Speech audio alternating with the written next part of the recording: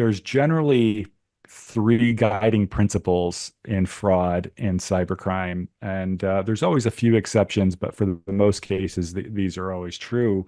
And number one is fraud follows the money, and we've seen that time and time again of moving towards higher CPM inventory, Mm. connected TV as an example. Before that, it was mobile. And so fraud follows the money. It also goes to places of low visibility where there's not comprehensive monitoring yet. And then lastly, usually fraudsters will do the min required to achieve their goals until they're caught, and then they'll iterate. And a part of that is because there's no cost. There's no cost to attempting fraud. There's no cost to getting caught. You are listening to Power Marketing with Kevin Lee. Kevin and his agency Did It have helped thousands of businesses win through superior marketing, as have his books, articles, speaking engagements, and the E-Marketing Association Power Marketing podcasts. Here's Kevin. Hi, I'm Kevin Lee with the E-Marketing Association. My day job is I run a 50-person digital marketing agency that does traditional work as well as a result of some acquisitions. Also run my own brand, Truth Nutrition, where I run marketing experiments that no sane client would ever run. And I run a nonprofit giving forward in the cause marketing category, so don't sleep very much. Super excited to have Tamer Hassan on, who was one of the founders of Human. So we'll start off with that question as to what the catalyst was for you to decide that your firm needed to exist and that nobody was solving the problem and you could. Sure. And first of all, great to be here, and thanks for having me on, Kevin. It's a pleasure to catch up with you here.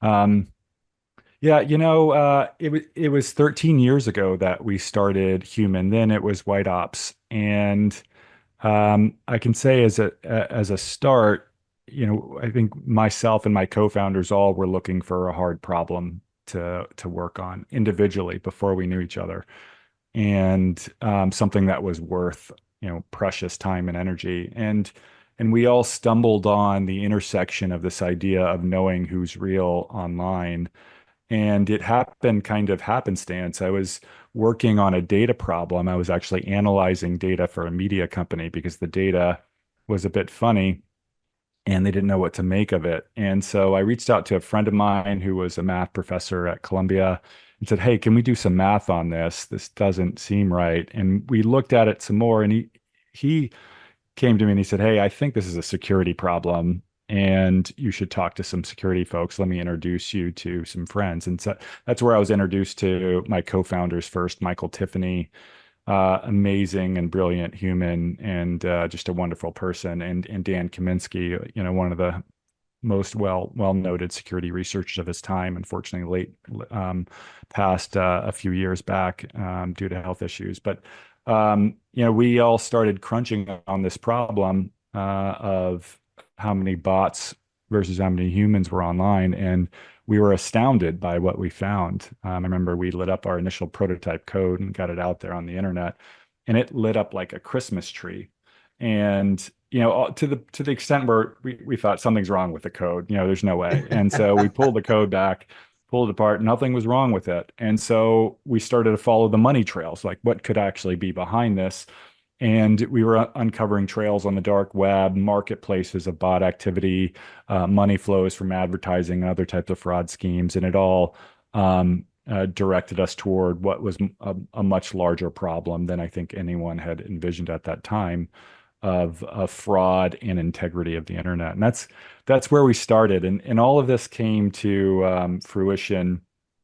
One of our other co-founders, Ash, another amazing human, he owned a science fiction bookstore in Brooklyn. And so, we probably spent a good year working in the back of a sci-fi bookstore, figuring out what kind of company this was going to be, which was an amazing place to hatch a new idea and a new endeavor. But that's where we started. Cool, cool. I remember in the days of the White Ops brand that there were a few studies you released that made a pretty big splash with regards to the magnitude of the problem. So in the 10 years, what stayed the same and what's changed? Is the magnitude of the problem still as enormous as it was then? Have there been any significant inroads sort of systemically to addressing the issue of humanity versus bots on the web, or even some like semi-humanity, which is when I get my computer infected with a botnet and it looks like me in almost every way, except it's not actually me. Yeah, that's there's a lot of that. There's so much that has changed in the last 10 years, and in terms of the environments and where advertising lives, and as well as the money flows, right? I think we're approaching over $700 billion of ad spend this year, and we'll approach $1 trillion in the next few years. A lot of it largely digital and programmatic, and increasingly new environments, connected TVs to out of homes to even in some cases some types of IoT devices. So there has been a lot of change, and on top of that, waves of privacy that changed the landscape quite a bit, both from an economics perspective for advertisers and publishers, but also for the ecosystem in general to do measurement. And so there's been continuous evolution, I would say. The same thing happens on the fraud and cybersecurity side, continuous evolution and adaptation. And while there's a lot of things that change, some things never change. And it's still true in the fraud game. And there's generally three guiding principles in fraud and cybercrime. And there's always a few exceptions, but for the most cases, these are always true. And number one is fraud follows the money. And we've seen that time and time again of moving towards higher CPM inventory, connected TV as an example. Before that, it was mobile. And so fraud follows the money. It also goes to places of low visibility where there's not comprehensive monitoring yet. And then lastly, usually fraudsters will do the min required to achieve their goals until they're caught, and then they'll iterate. And a part of that is because there's no cost. There's no cost to attempting fraud. There's no cost to getting caught. A lot of our work historically has been around the idea of the economics of cybercrime. It's cheaper to attack than to defend, and that is a great imbalance. That's actually where a lot of the real work is. Making it more costly to do fraud than the fraud's worth, making it unprofitable. Is the original mission statement of human. So that all has stayed the same, and we've seen no shortage of advanced and organized fraud campaigns, from Eve and Methbot a couple years ago that led to the indictment of 8 Russian cyber criminals. 4 of them were extradited.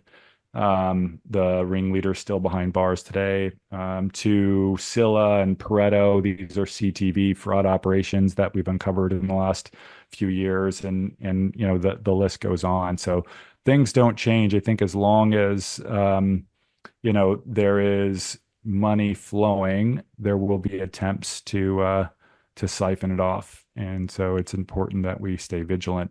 Now, I will say, on a positive note, the industry has matured a lot. While the levels of cybercrime and fraud haven't gone down significantly, there has been a lot of work in standards and buttoning up larger holes that I think has been really important progress. The MRC guidelines, IAB guidelines, and those types of things have been really important evolutions.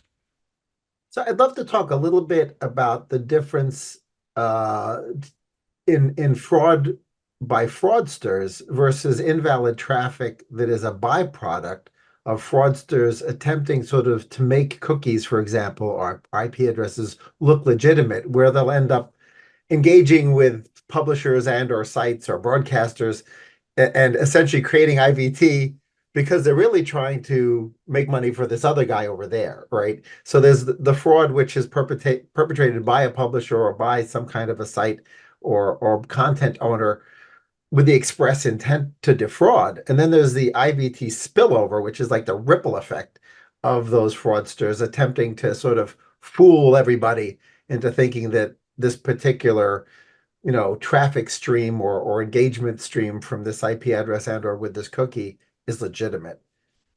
Yeah, it's a really interesting question. I've always thought about IVT as comprehensive. It's everything that's invalid. And Yeah, sometimes it's pure fraud. Other times, it may be misconfigurations. Other times it might be normal traffic that right. advertisers are still paying for, Yeah, exactly. not real humans. And so all of that exists. We always distilled it down to the first principles of a monetary event, usually is a device interacting with a piece of content. Hmm. And we see fraud play in both those areas where they're making a group of devices look like a lot more than they are, or they're Hmm. fake devices, or it's generated content that's being monetized, usually a combination of the two. But nonetheless, there's no shortage of invalid traffic, even uh, things that are non-malicious. But in the end, it's still degrading the integrity Of course. of advertising. I've always thought about it in this way. This was an idea from one of my co-founders, Michael, early on.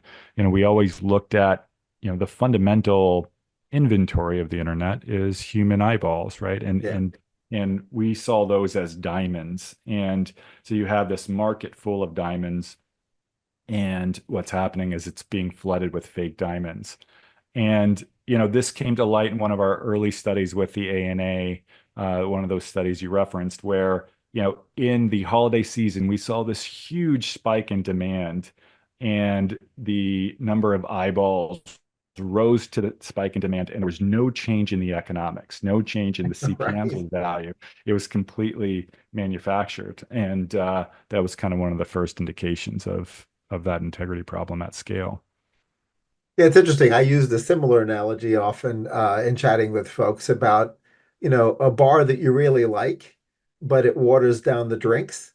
And to some extent, you might consider it like a cost of going to the bar, the fact that the bartender or the owner waters your drinks down. But at a certain point, you're like, no, no, this is like, I do need some vodka in my vodka tonic, so it's a Yeah, problem. And the scale to which the drink is watered down and the compromise one makes as an advertiser, it really shouldn't just be a cost of business. Like the fact that your drinks are watered down, you shouldn't have to make that compromise. But of course, only the human or the bot knows if they're a human or a bot. Hopefully, you guys also know. So, right. Yeah. that it's that trick of finding, a way to not have, the false positives with regards to, misidentifying humans as bots, but finding that sort of perfect, equilibrium.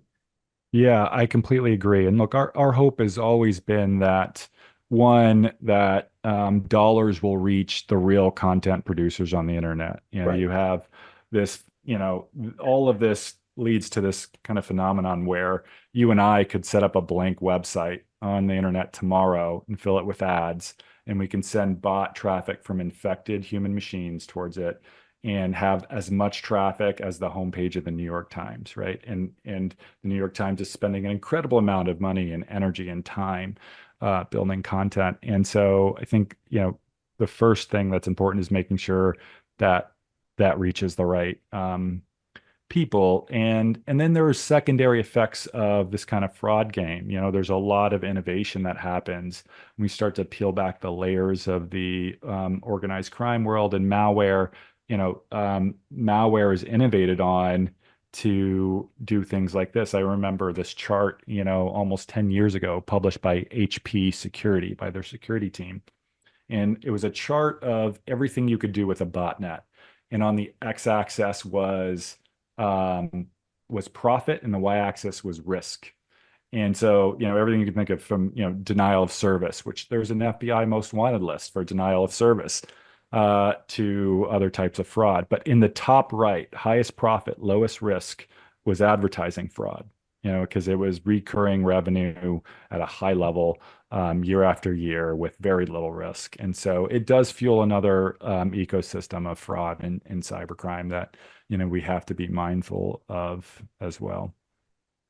So what are the systemic implications of fraud on the sort of free and open internet, right? Obviously, if these fake pages are siphoning off the ad dollars and, making less money available to the New York Times, Washington Post, Wall Street Journal, and everyone else who's paying for great content to be created, it seems like that's that's got a depressive effect on the entire ecosystem.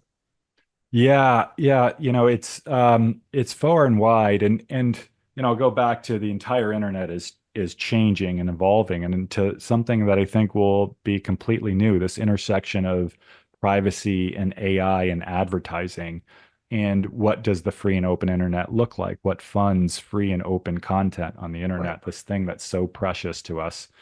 And a lot of that is changing. But fundamental to all of it is trust and integrity. And um, you know, the moment that starts to evaporate, content and the value of it changes and it shifts to things like walled gardens and areas where there are paywalls, or the levels of data resolution for targeting is different. And that's a slippery slope in my mind. The worst outcome we could have is an internet where most of the content has to move to walled gardens to monetize effectively, and then we start losing this free and open internet, and we're kind of siloed into data tracking, interacting with content. So I'd be curious to see where this goes. I think AI is such an interesting variable in all of it because it's changing the way we interact with content and search for content even. So, there's a lot to be seen, I think, in the next 5 to 10 years on that front.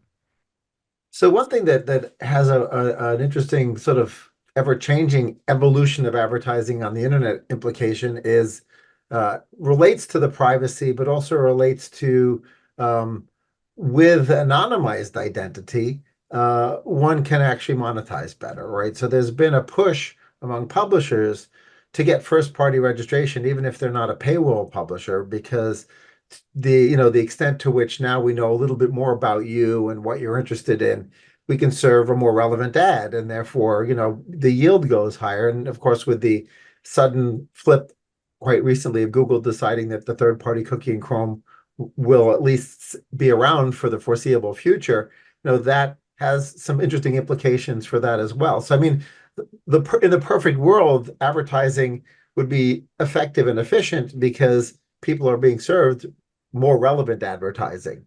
So how does that dovetail with sort of your view of the future of advertising on the internet? Yeah, I completely agree. And what shocking news that the cookie is going to live on. I'm sure some people are not surprised, but there's been an incredible amount of work on that front. And part of me is somewhat relieved, or more at the idea that we were trying something incredibly difficult and we recognized it was going to break things, and it stopped. I don't think it's the end of these kinds of privacy controls. I think there'll be other measures and other ways to get there. But to your primary question, I think I personally believe, and there's a lot of contention around the idea of user identity, but I do believe that the ultimate solution to the free and open internet is going to be anonymous user identity, but anonymous user consented and user controlled identity. And I think Right. that part is critical, where the user has full consent and control and visibility over all of it. And that's a difficult thing to solve for from a technology perspective. But ultimately, to me, that is the answer. And it's the answer also from a security perspective. I mean, even as a security company, we are facing implications where a bad actor, a cyber criminal, could request that their information be removed from databases and things like that, Right. right? And or the inability to have persistent tracking on attackers and things like that. So I do think that'll be a part of the future of the internet. The real question is who's going to fill in the hole. And to be that, is it going to be an open source identity that's already out there? Is it going to be some evolution of those? Is it going to be one of the big identity providers that are doing that for us on the password front? I think that'll be an interesting one to watch, but I think that's a part of it.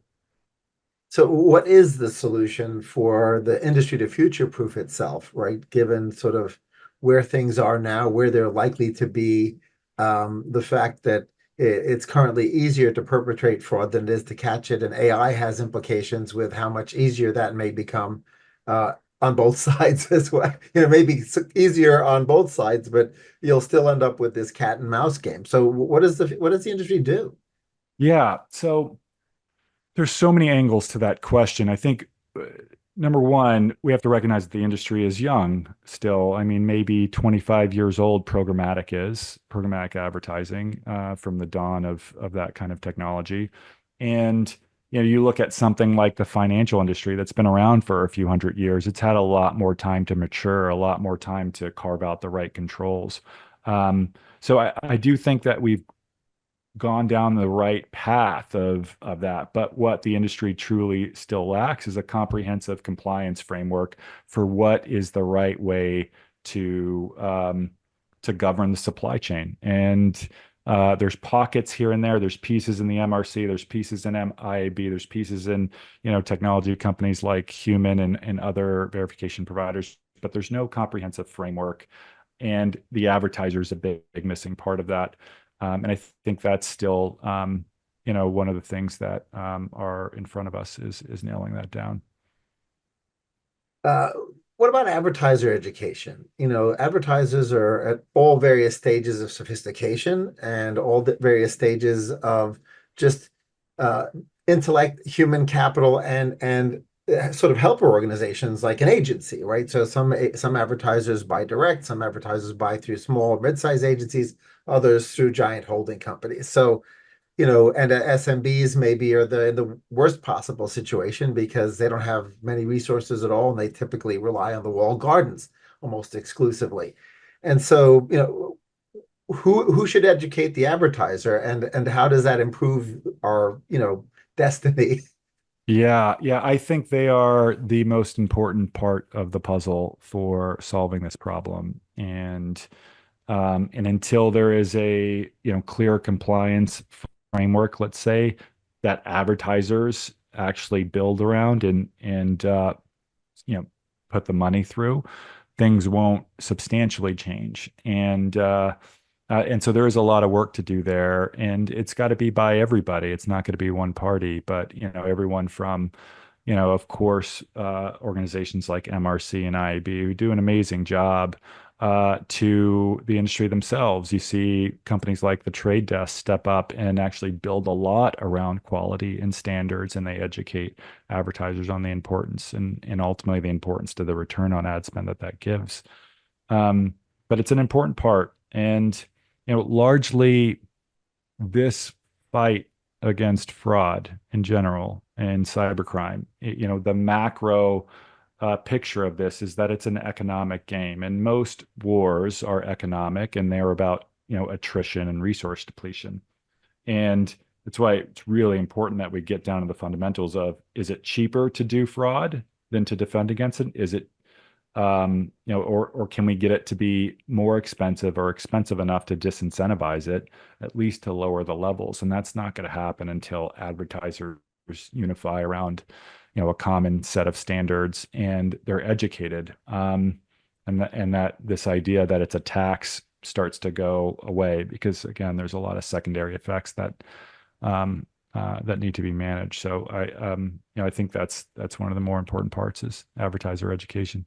Great, great. Let's look back to CTV and I guess OTT as well, video, right? Because video monetizes better from an advertising perspective and is therefore, of course, more interesting to fraudsters, right? Because the same amount of effort, higher yield.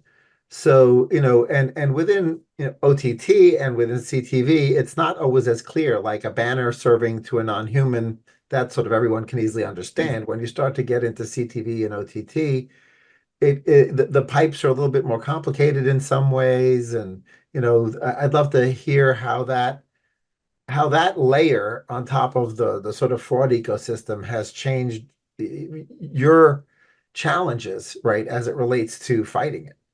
Yeah, absolutely. It is one of the biggest areas for us right now, for protecting and from an investment perspective, and one of the areas where we see the most large-scale organized fraud operations.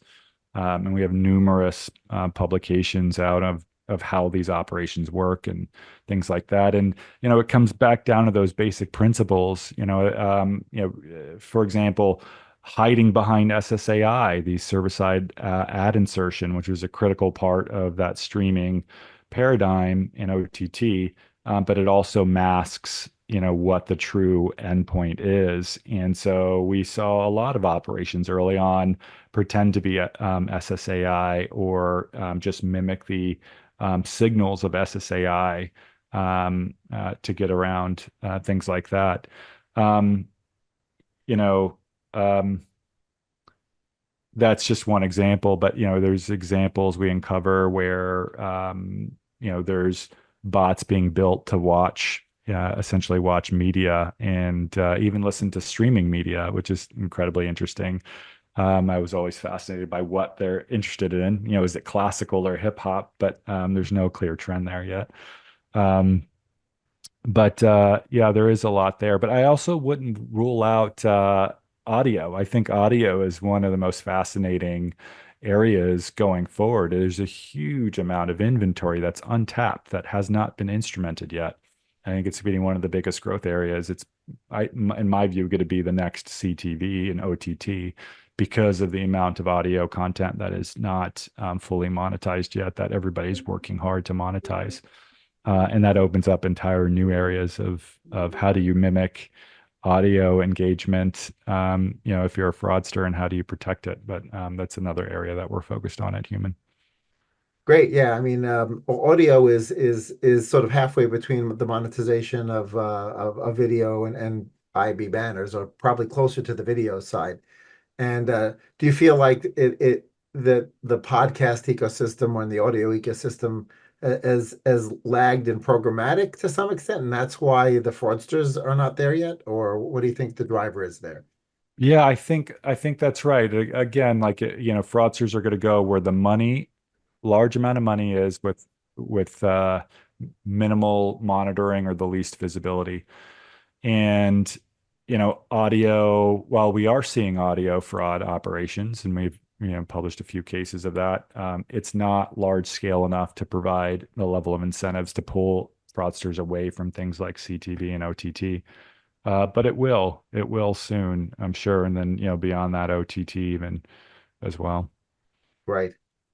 What else should the industry be talking about that isn't currently being talked about within the industry trade associations, at the conferences, et cetera? Yeah. You know, it's still early with AI. And, I think one thing's for certain, AI is certainly not hype. And I think one of the more really interesting areas that is going to be incredibly relevant is how it changes how users interact with content. And I don't see a lot of conversation around there yet. I do see a world not far off where eventually everyone has their own autonomous agent. And, when you want a piece of information or you want to find the perfect product in a certain area, your agent is going to go do that for you. And in my mind, that leads to an evolution where maybe every brand has their own agent as well. And so, this world where agents are brokering on behalf of each other, where maybe, my agent at home says, I have an anonymous human, they're looking for this part of their skincare routine. They have this medical condition and they want to get it within 24 hours in this area, and brokers that across all the brand agents. And, now you have the entire discovery problem and search problem eliminated. So what does that do to that part of the advertising market? Or, Right. how does that change? I think that's such an interesting conversation to be had around how AI is going to change how we interact with content and monetize it. Yeah, I mean, it certainly it is a fascinating layer, because if in fact I've asked my autonomous agent to book a flight to Fort Lauderdale when it drops below a certain threshold price, and I wanted to monitor that, right? And it's interacting via API or scraping or whatever it's doing, right? And it's sort of, I've empowered it, right, to make decisions on my behalf. Then my eyeballs are not necessarily in the places that those advertisers might want to be, right? The local hotels who, if I were to book a flight, would be interested in making sure that I consider their brand to stay, right? And so there's definitely going to be some interesting ripple effects on the autonomous agent side, on both sides of the ecosystem. And this sort of matchmaking construct that you described is sort of a different form of matchmaking than the matchmaking which was, I have a plumbing leak and I need a local plumber, right? So I use Right. Google to be my matchmaker, or I use Angie's List to be my matchmaker, or Craigslist, or whatever I use as my matchmaker methodology now. Um, and the advertising implications of that, obviously, now maybe we already talked about eyeballs and ears, right? Well, what is the autonomous agent? Are they sort of sensory one step removed? And where does advertising or the ability to influence my decision process enter into that? Right. Yeah. Yeah. The implications are disruptive to that part of the advertising ecosystem. I think it'll be very interesting to see new technology solutions and ad tech around that and where that goes. So one final question as it relates to the third party cookie suddenly being not quite as dead as it wasn't before. Um, but a lot of venture capital money flew into the ecosystem on the premise that the third party cookie, which was already dead in Safari and most of Firefox, was going to be disappearing in the sort of Edge and Chrome ecosystem as well. Uh, what are the implications to those companies having to pivot, who've maybe raised millions, tens of millions? I don't know if any I can think of offhand who have raised over 100 million specific to solving that, but there's definitely a whole bunch of people in meetings this week that weren't planning on meeting. So Oh yeah. if you had to give them advice, right, if they've sort of built their value proposition on either identity graphs or some other thing which was to sort of deal with the cookieless ecosystem, should they just focus on the fact that Safari is still gigantic and sort of just double down on where they're going, or do they have another potential strategy they should be thinking about? Yeah, well, I think you're right that there are a lot of companies in this boat, and they were struggling already. Everybody was counting on, some of these pushes and nudges in the ecosystem Yeah. to get the ecosystem to adopt new technologies in this privacy front. But I'll say a couple things. One, I think chaos has always presented the greatest opportunities for innovation and pivoting and shifting into market pockets of the market. And usually where a bunch of doors closed, some big ones open. And that's always the lens I try to start with is, okay, the landscape just changed, the walls shifted a little bit. Where's the new opening? That being said, I think this isn't the end of privacy. It's still only the beginning, and there's still a significant amount of effort going into privacy restrictions. And it may not be the cookie, or maybe it's not the cookie today, but there are things like you mentioned, like Safari, or even what's baked into the Apple operating system, iOS now, in terms of funneling through VPNs and hiding IP addresses and then IP masking and things like that. So I still think there's a market there, but we're going to have to dig in. Those companies are going to have to dig in for a longer haul and find a different position to provide value. And in my mind, that's always been, what I've heard resonate with advertisers is it's more about the effectiveness of their spend. And, I still think that a lot of those technologies show some promise there, but shifting a little bit more towards that side, I think is one of the areas to go. And then finding the pockets where the privacy problem is still acute and, doubling down on those. I think are a couple of the obvious things, but I'm sure there's a lot more that there's a lot of brain power going into figuring out this week, to your point. So without, divulging anything that you're not ready to divulge, what has you excited about your product roadmap, your next 6 months to a year, stuff you're working on that you're super excited about? Yeah, well, we've gone through an incredible journey and evolution at Human from being at the core of advertising to expanding into other areas of fraud. And so, one of the areas that we've expanded to over the last 3 to 4 years is logins and identity and essentially account takeovers, more on traditional cybersecurity fronts, and a lot in retail.